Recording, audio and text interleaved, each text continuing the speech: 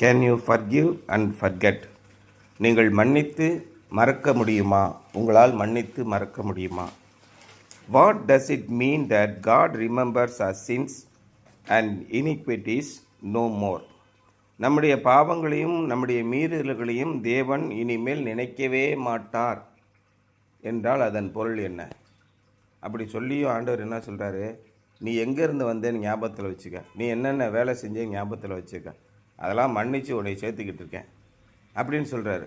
அப்போ மன்னிச்சிட்டேன் மறந்துட்டேன் அதெல்லாம் நான் கன்சிடர் பண்ண மாட்டேன்னு சொன்னவர் மறுபடியும் அதையே சொல்லி காட்டுறாரு. அப்போ என்ன நினச்சிக்கிட்டு இருக்காரு அப்படின்னு யோசிக்கணுமா இல்லையா? அப்போ அதோட பொருள் என்ன?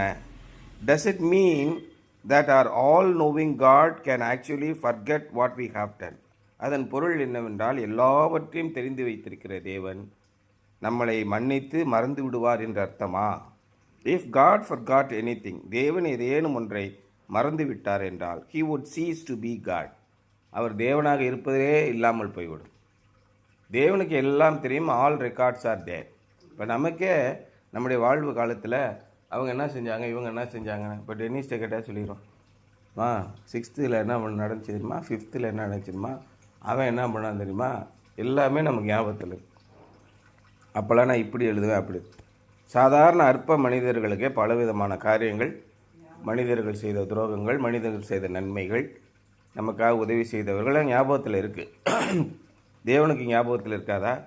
இப்போ மன்னித்து விட்டேன் என்றால் என்ன?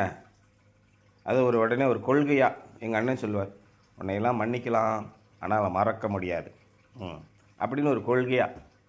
இதை சினிமாவில் என்ன சொல்லுவோம், டயலாக் அப்படியே சொல்லிக்கிட்டே இருப்பார். கடந்த காலத்தையெல்லாம் நம்ம மறந்துடணும், ஞாபகத்தில் வச்சுக்கூடாது அப்படின்னு போய் கல்யாண வீட்டில் போய் மூலமாக 40 வருஷம் வரலாறு பொய்யா சொல்லிக்கிட்டு இருக்கிறது.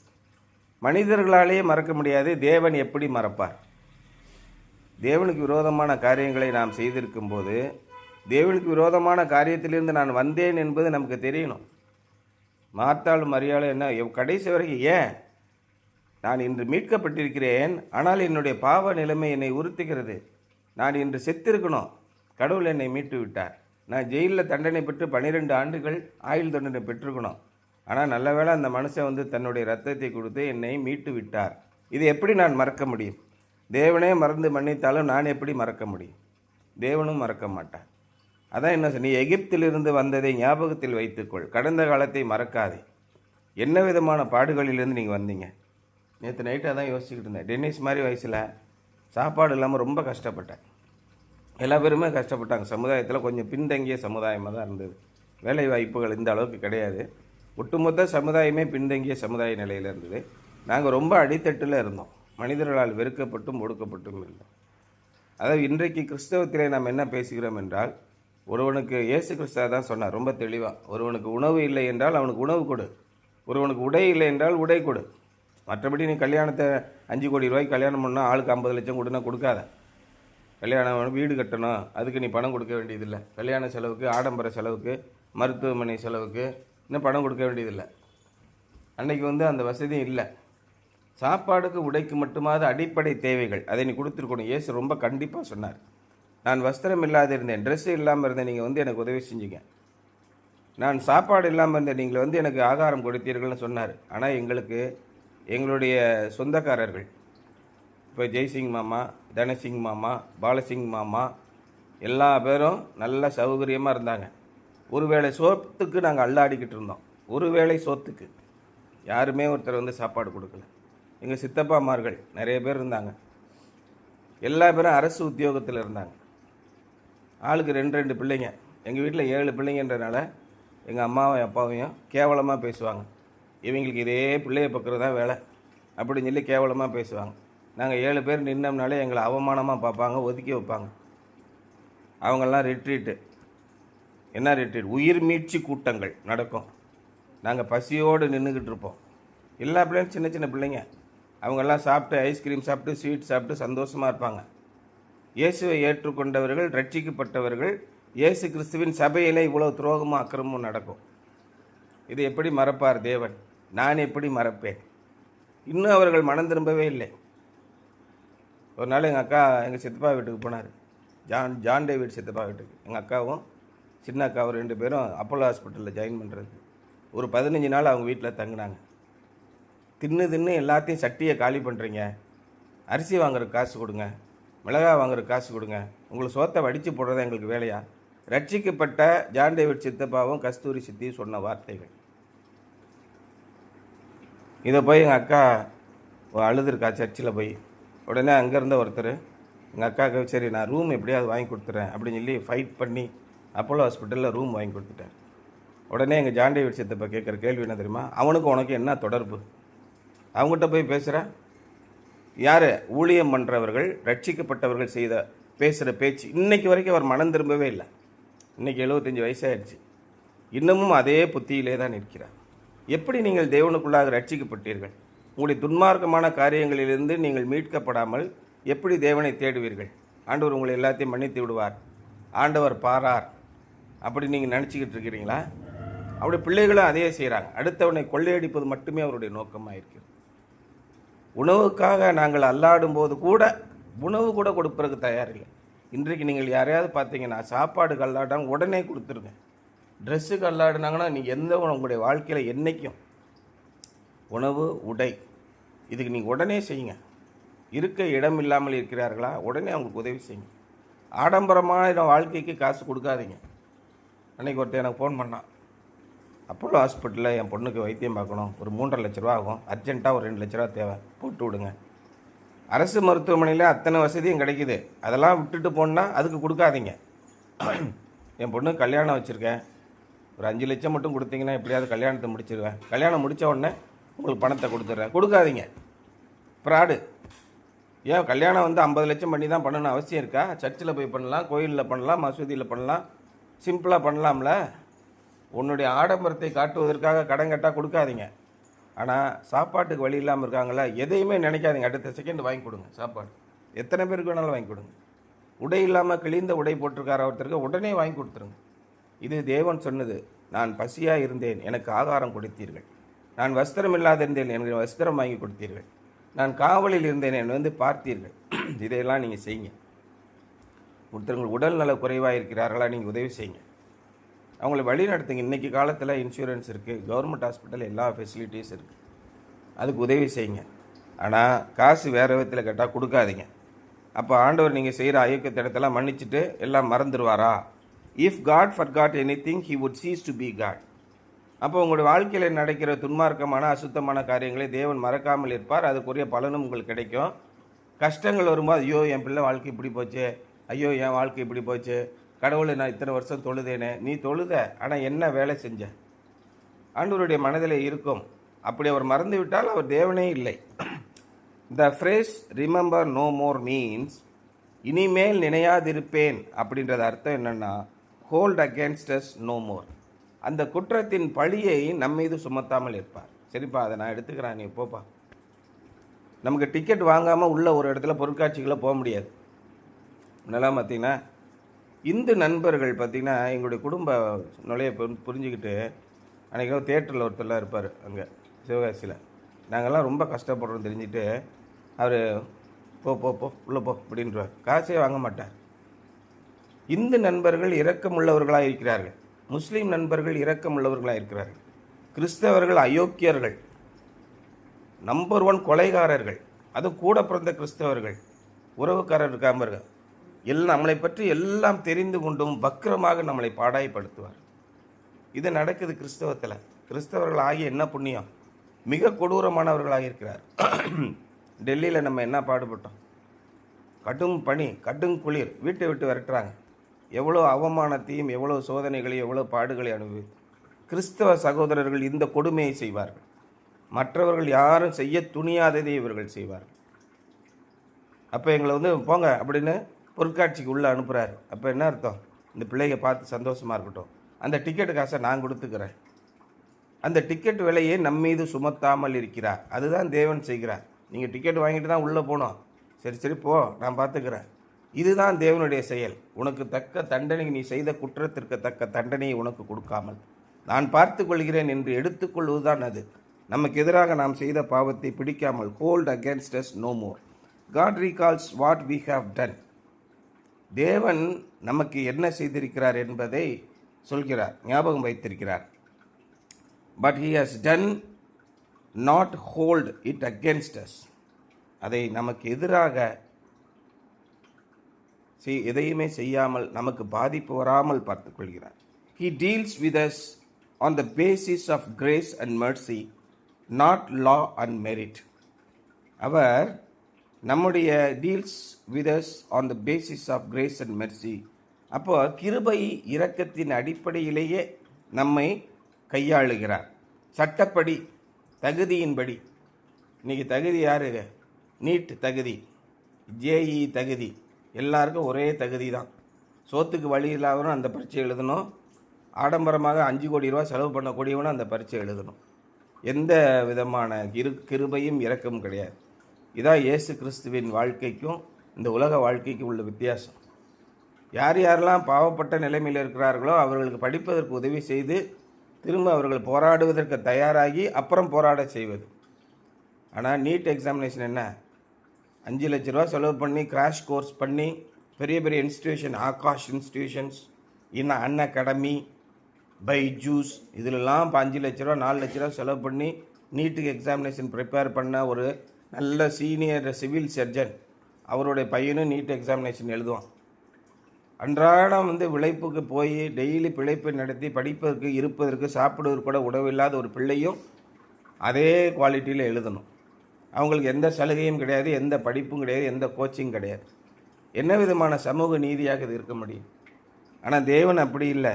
அவர் கிருபையின்படியும் இரக்கத்தின்படியும் நம்மளிடத்திலே காரியங்களை செய்கிறார். Once sin has been forgiven, பாவத்தை தேவன் மன்னித்த பின்பு it is never brought before us again, அதை மறுபடியும் நமக்கு முன்பாக ஒருபோதும் கொண்டு வர மாட்டார். தேவனால் ஆசீர்வதிக்கப்பட்டீர்களே, தேவன் உங்களை ஆசீர்வதித்து விட்டார்ல, அவர் ஆசீர்வாதத்தை உங்களுக்கு கொடுத்து விட்டார் என்றால் அந்த ஆசீர்வாதத்தை திரும்ப அவரால் வாங்க முடியாது.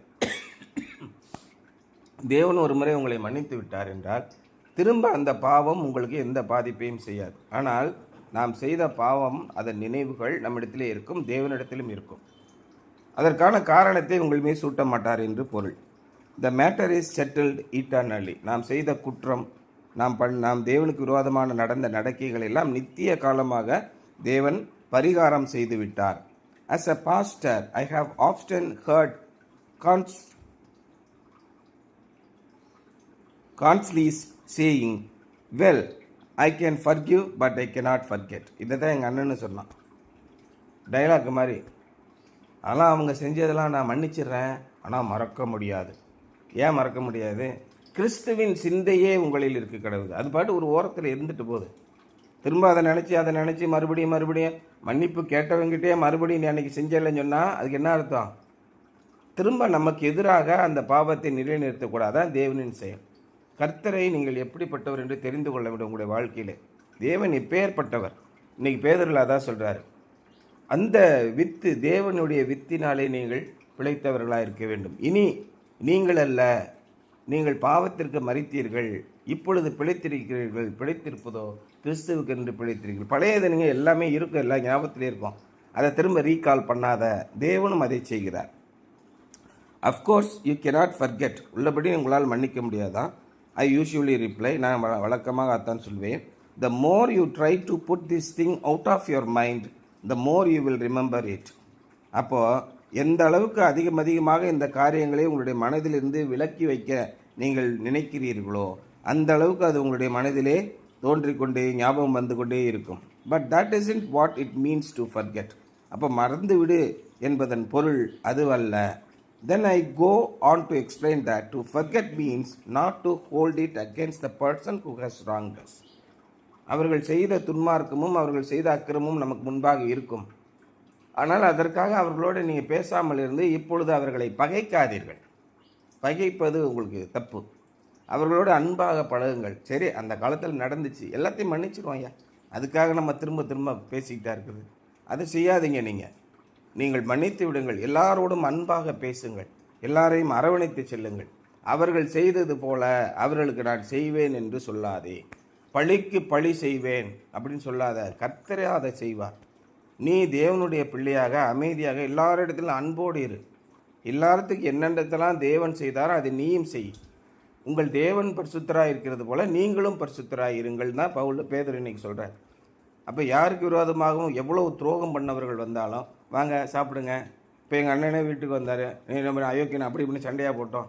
நீங்கள் வாங்க, நல்லா இருக்கீங்களா, எப்படி இருக்கீங்க, சாப்பிடுங்க, என்ன சாப்பிட்றீங்க, சிக்கன் சாப்பிட்றீங்க, மட்டன் சாப்பிட்றீங்க, சப்பாத்தி சாப்பிடுங்க, என்ன வேணும் சாப்பிடுங்க, சந்தோஷமாக இருங்க.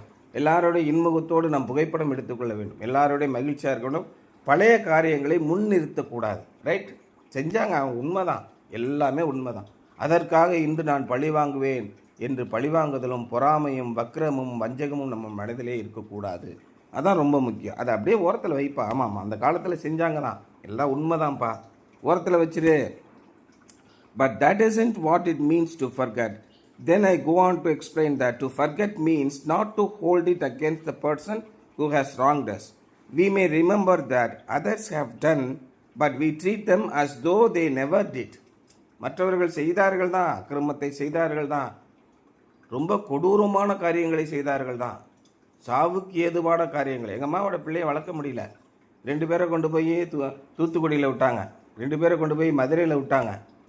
பிள்ளைகளை வளர்க்க முடியல. எங்கள் அக்காவை கொண்டு போய் சாட்சியாபுரத்தில் ஹாஸ்டலில் விட்டாங்க. பாடாப்படும். எங்கள் அக்கா காலில் உடம்பு பூரா புண்ணு, டிசி அக்கா உடம்பு பூரா. சாட்சியாபுரத்தில் கேஎன்ஹெச் ஹோமில் விட்டாங்க. வளர்க்க முடியல பிள்ளைகளை. சாப்பாட்டுக்கு வழி இல்லை, எப்படியாவது படிக்கட்டும் அப்படின்னு. எங்கள் அப்பா குடிச்சிக்கிட்டு அலைஞ்சார். கிறிஸ்துவை ஏற்றுக்கொண்ட பின்பு குடித்தார். டெய்லி குடிப்பார், டெய்லி ஒரு பொம்பளையோட போவார். அவ்வளவு அநியாயத்தையும் அக்கிரமத்தையும் செய்தார். எங்கள் அம்மா தவிக்கிறாங்க. எங்கள் அம்மா வேலைக்கு போகக்கூடாதுன்ட்டார். எங்கள் அம்மா ஒரு டீச்சர். நீ வேலைக்கு போனால் எவன் கூடயாவது போயிடுவேன். சிஎஸ்சி சர்ச்சில் ஒரு 200 ரூபா கேட்டாங்க, ஒரு வால் கிளாக் மட்டும் சர்ச்சுக்கு வாங்கிக்குவீங்க, நான் உங்களுக்கு போஸ்டிங் போட்டேன்னு சொன்னாங்க.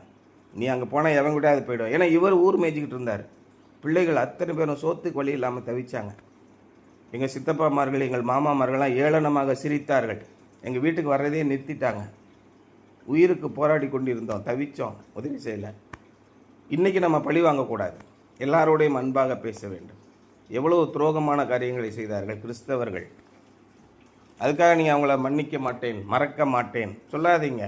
அவர்கள் செய்த குற்றங்களை அவர்களிடத்திலே காட்டாதீங்க. அப்படியே அமைதியாக இருங்க, அதான் நல்லது.